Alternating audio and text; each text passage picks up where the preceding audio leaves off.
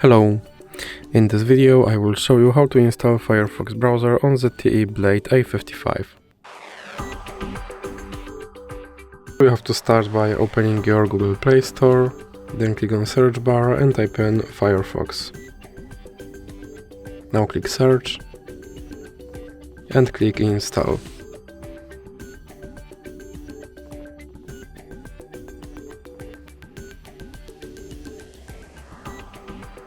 And now you can click open.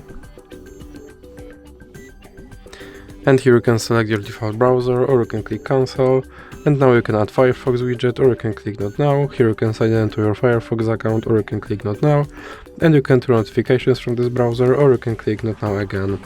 And as you can see, my Firefox browser is now installed and is ready to use. So that's it for this video. If you liked it, please remember to leave a like and subscribe.